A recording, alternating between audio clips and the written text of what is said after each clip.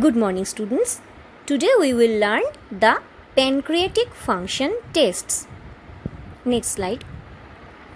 Now look at the anatomy of the pancreas. You need not remember the whole anatomy or the details anatomy of the pancreas. Just remember one thing, that the pancreatic parenchyma or the soft tissue of the pancreas is made up of mainly two types of cells. First of all is pancreatic cells of islets or the islets of Langerhans, and second type is the acinar cells. Now the pancreatic islets or the cells of islets of Langerhans are again of various types. They have alpha cells, beta cells, delta cells and F cells. And the acinar cells secretes the digestive enzyme, and the islets of Langerhans secretes various types of hormones that you all know from your previous knowledge. Now going to the next slide. Now look at the functions of the pancreas. Before going to the test for the functions of the pancreas, we need to know what are the functions of the pancreas. Now as the pancreas has mainly two type of cells, so the functions will be again of two types. First of all, the endocrine functions. These are the functions of islet cells of Langerhans. Now these cells have alpha cells. Alpha cells secrete glucagon, beta cells secrete insulin, delta cells secrete somatostatin, and F cells secrete pancreatic polypeptides. So these are the endocrine functions of the pancreas or the functions of the islet cells of Langerhans. Now the second type of functions are the exocrine functions of the pancreas.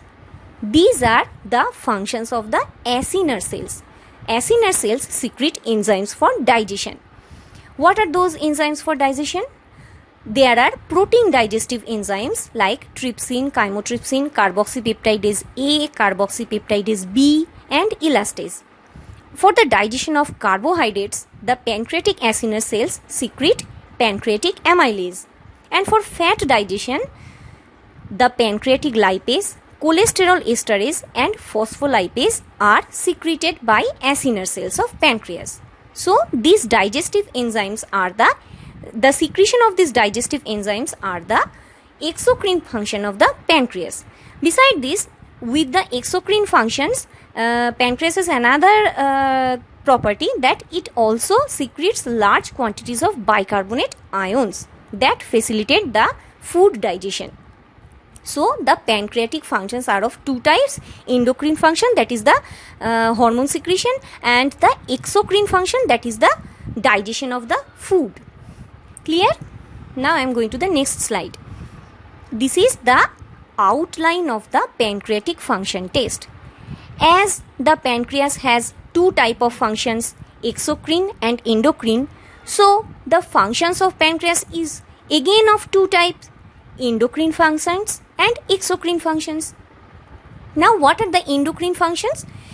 We all know this. Now the test for endocrine pancreas is actually the assessment of the individual hormones. That is the assessment of insulin, assessment of glucagon level, assessment of somatostatin level, etc. And remember one thing, in some book it is mentioned that the plasma glucose level estimation and oral glucose tolerance test, these two tests are again included in the list of endocrine pancreatic function test, because these two tests are dependent on the insulin secretion and action. So they can act as a surrogate marker of the insulin secretion and action. So these two tests, that is the plasma glucose level estimation and oral glucose tolerance, may be included inside the test for in the list of the test for endocrine pancreas. Now we are going to the second type, that is the test for exocrine pancreas. This is again of three type: invasive test for exocrine pancreas, non-invasive tests for exocrine pancreas, and blood tests for exocrine pancreas. So these are again mainly of two types: invasive, non-invasive and blood test.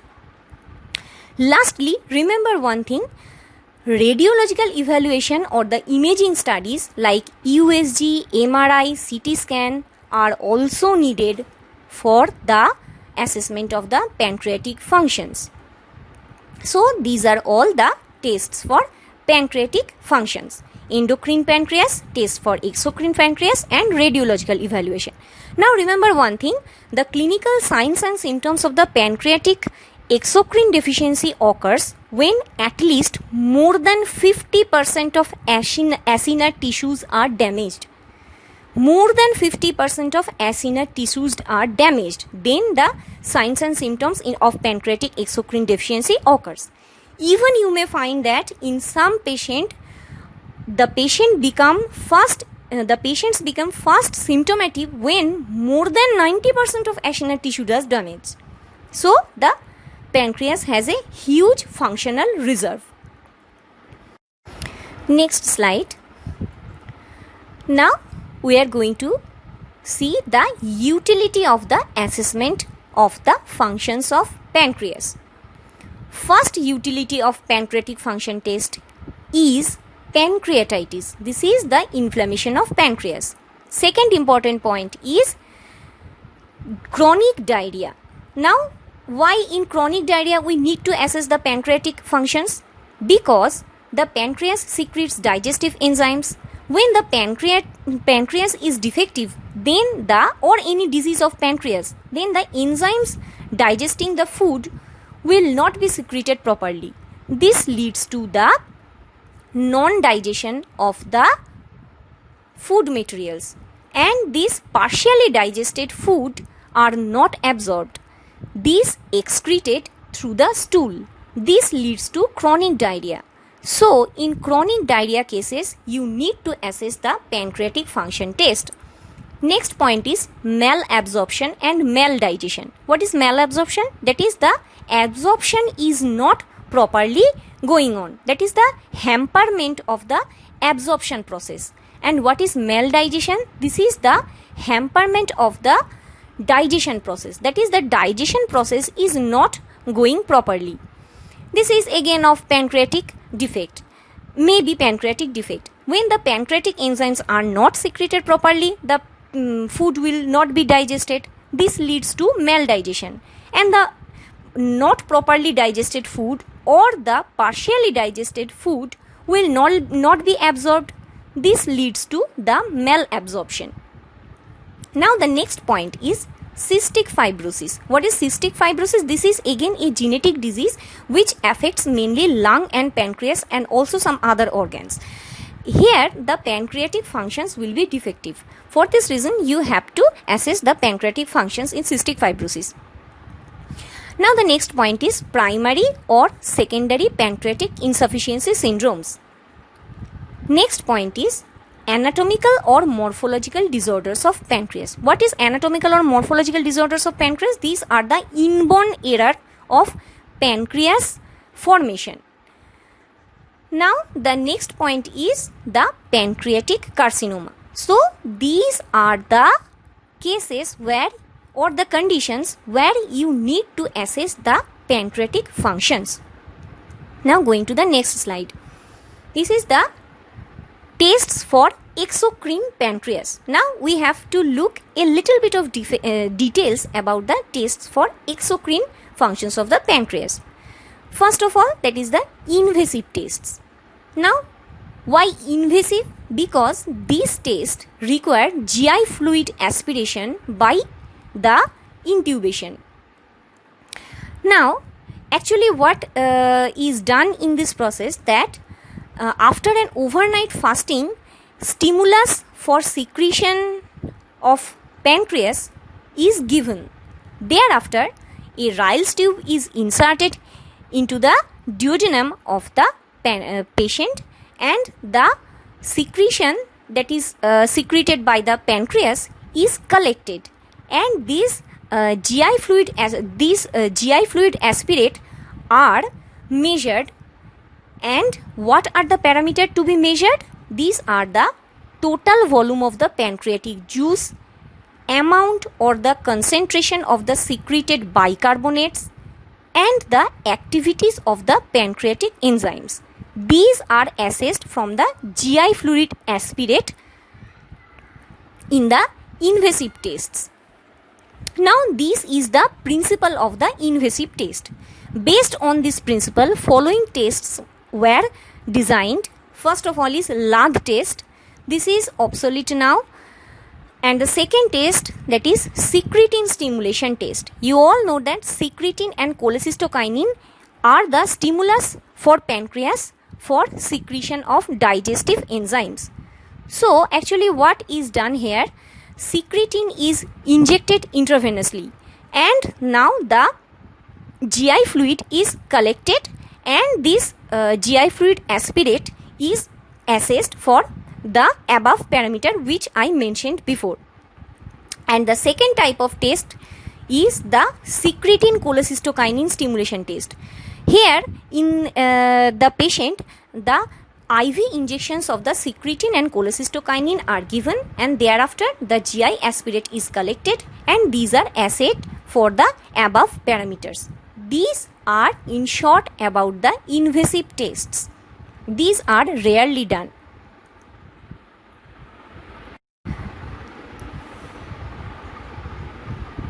Next slide. Now we are coming to the non-invasive tests for exocrine pancreas. Here there is no Ryle's tube insertion is needed or no GI intubation is needed. Now what are the tests? Here you can estimate the fecal chymotrypsin level. Fecal elastase 1 estimation is done. This is done by monoclonal antibody method and it is the non-invasive test of choice. That is the fecal elastase 1 estimation. There are other tests also like NBT power test, pancreatolaureal test and mixed chain triglyceride absorption test. Here the mixed chain triglyceride is fed to the patient and this triglyceride is radioactive carbon tagged and thereafter the absorption which is dependent on the secretion of the fat digestive enzyme of the pancreas. This triglyceride absorption level is assayed. If the pancreas is fully functioning, then the triglyceride will be well absorbed, and if the pancreatic functions are defective, then this radioactive mixed chain triglyceride will not be properly absorbed. Now the next point is fecal fat estimation. This is again widely used test. Now remember, all these tests which I mentioned above, the sensitivity and specificity of these tests are not adequate. This limits their usage. Now going to the next slide. Now here as the fecal fat estimation is widely done, so I have mentioned the test which is done for fecal fat estimation. First test is the microscopic examination of the stool. Second is acid steatocrit method. Next is Van de Kramer test, that is a titanometric method of fat estimation in fishes. And lastly NIRA, near infrared reflectance assay. These are all methods to assay the fecal fat. Next slide. Now we are going to the blood test section. This is the widely used and most important tests for pancreatic exocrine functions. These are the blood tests for amylase estimation and blood for lipase estimation. This is widely done and you have to remember these two tests properly. Next slide. First of all is amylase estimation. Now look at the chemistry of the amylase. Actually it is an enzyme which breaks the 1,4-alpha D glucosidic linkages of the carbohydrates. Remember, it is a calcium containing metalloenzyme. It is a small molecule and pass easily through the glomerulus, and it is present in the urine in healthy person also. Now remember, the amylase has mainly three types of isoenzyme. These are P type. P means P for pancreas. This is the pancreatic type of amylase. That is that this amylase is secreted from the pancreas. Next isoenzyme is S type. This is secreted by salivary gland. So S type. And next is macroamylase. What is macroamylase? It is amylase moiety which is bound with immunoglobulin, IgG or IgM. So the IgG and IgM are big molecule, and amylase is getting attached with IgG or IgM molecule, and this is again forms a big amylase protein bound moiety which is called the macroamylase. This macroamylase is not excreted through our kidney. Remember, post-translational modification gives rise to many other isoforms, but you need not remember. You only remember these three types, that is P-type, S-type and macroamylase. Now the next point, that is distribution in body, that is the where from the amylase is secreted. First of all is pancreas, next salivary gland, and also ovary, fallopian tube, lung and adipose tissues. These are all the sites where amylase is secreted. Now, lastly, the reference interval. In the serum or plasma, the reference interval of the amylase is less than 90 unit per liter. Remember, it is dependent on the method that we use and the kit also. This is the reference level or the reference interval by the kit we use in North Bengal Medical College laboratory. Next slide.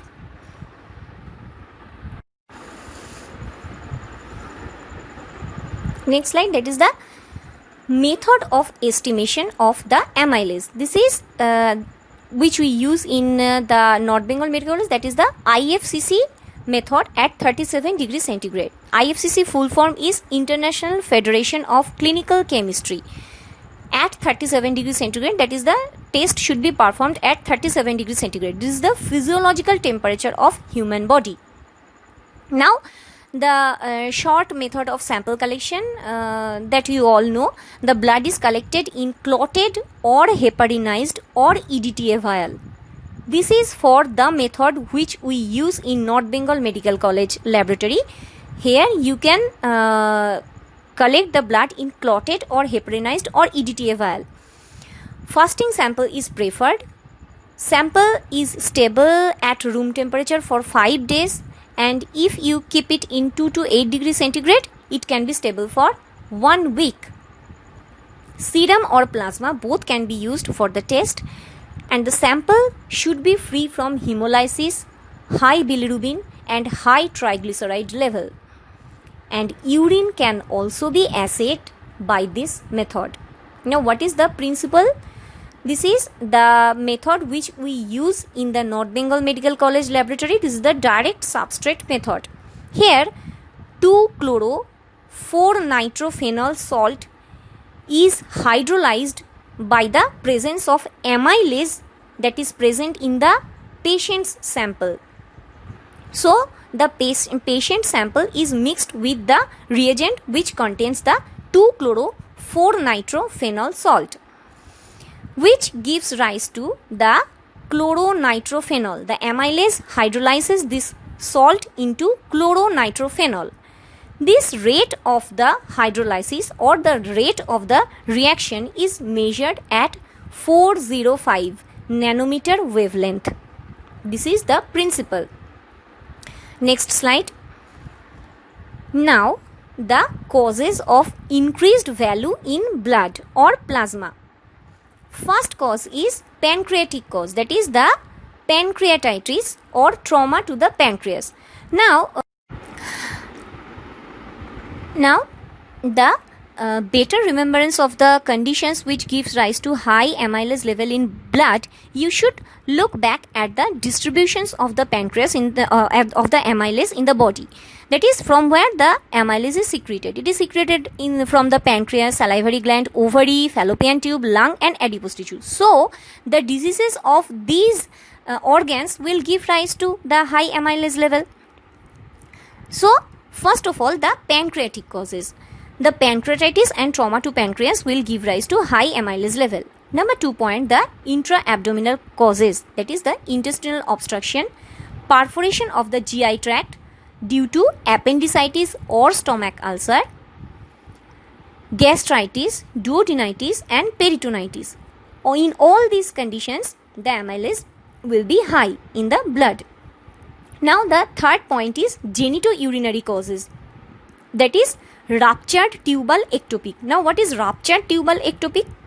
Here what happens in normal pregnancy, the embryo is implanted inside the uterus, that is the embryo is inside the uterus, but here the embryo is not inside the uterus, it is inside the fallopian tube. This condition is called tubal ectopic pregnancy, and here the embryo grows and grows and it expands. Now it is a tubal structure, that is fallopian tube is a tubal structure, and when the embryo grows beyond a certain size, then the tube will be ruptured, the fallopian tube will be ruptured. This will cause ruptured tubal ectopic. Here also the amylase level will be high in the blood. Next cause is salpingitis. Here it is inflammation of the fallopian tube. And ovarian carcinoma. So the diseases of ovary and fallopian tube, the amylase level will be high. Now going to the fourth point, that is some other causes like salivary gland diseases. Salivary gland also secretes amylase. So in salivary gland diseases, the amylase will be high. And also septic shock and diabetic ketoacidosis. What happens in septic shock and diabetic ketoacidosis? Here the kidney is not functioning properly. For this reason, the amylase is not excreted by the kidney. This gives rise to the high amylase level inside the body, that is due to amylase retention. And lastly, the macroamylasemia. Remember that macroamylase is the amylase bound with the IgG and IgM molecule. So it is a big molecule and it is not excreted by the kidney. Gives rise to the retention of the amylase inside the body and high amylase level. Next point. Now we are completed about the amylase. Now we are going to discuss something about lipase. Now what is lipase? What is the chemistry of the lipase? It's a triacyl glycerol hydrolase. That is, it actually hydrolyzes the TG or TAG or triglyceride. Now it attacks the 1,3-alpha position of the triglyceride. Lipase is also a small molecule and it can be excreted by the kidney, and the urine contains lipase. It's a glycoprotein in nature. Now from where it is secreted? It is secreted mainly from the pancreas and also gastric mucosa, pulmonary and intestinal mucosa. Now remember, the full catalytic activity of the lipase is present in presence of bile salt and a cofactor which is called colipase. Now going to the reference range. This is again the kit we use in the North Bengal Medical College laboratory. Here the normal lipase or the reference lipase value is within 60 unit per liter. Now the methods of estimation of lipase. You can measure lipase by various methods. A number of methods are there, that is the titrimetric method, fluorometric method, turbidometric method, spectrophotometric method, immunometric method and also enzymatic color test. This is done in North Bengal Medical College laboratory, that is the enzymatic color test. Next slide. Now the increased value of lipase you can expect in which conditions? That is acute pancreatitis. This is the main condition where you can expect an increase in the lipase value in blood. Also chronic pancreatitis. Now what is acute pancreatitis and what is chronic pancreatitis? Acute pancreatitis, this is again here the onset is all of a sudden and the disease occurs all of a sudden, and it either the patient is cured or the patient is dead, that is within a few weeks. But the chronic pancreatitis, it is a slow process. Here the patient develops the signs of pancreatitis in a slow manner and the disease is continuing for the months, before it subsides. This is the difference of acute and chronic pancreatitis. Acute is rapid in its course and chronic is very slow in its course. Now, the other conditions giving rise to high lipase level, that is obstruction of pancreatic duct. Here the lipase is not excreted properly and it is retained inside the body. Now look at the next point, that is the sample collection method. What we do in North Bengal Medical College Laboratory, that is we collect the clotted or heparinized sample, preferably in empty stomach. The sample can be stored for 7 days at 4 to 8 degrees centigrade, and we can also assay urine in the same kit. Now what is the principle that we use in North Bengal Medical College? Here the 6-methyl-resoreuffin ester is hydrolyzed by the lipase, which gives rise to the dicarboxylate acid ester. So in patient blood there is lipase, and the substrate what is used here, that is present in the kit, the substrate is 6-methyl-resoreuffin ester. Now the lipase acts on this substrate, produces dicarboxylic acid ester. Now this dicarboxylic acid ester again in the alkaline test solution gives rise to a chromophore, that is methyl-resoreuffin. The rate of this color formation is measured at 580 nanometer wavelength. This is the principle of the enzymatic color test of lipase that we used in North Bengal Medical College Laboratory. Now, lastly, remember the caution in test interpretation. Remember, the amylase and lipase both are excreted by our healthy kidney. So, in renal failure, the lipase as well as amylase level will be high, as the kidney cannot excrete this level. So, in a kidney failure patient, mainly the end stage kidney failure patient, the lipase and amylase level if high, then it can be interpreted with caution. Now, this is all about the lipase and amylase and the pancreatic function test. Thank you for your kind attention. That's all for today.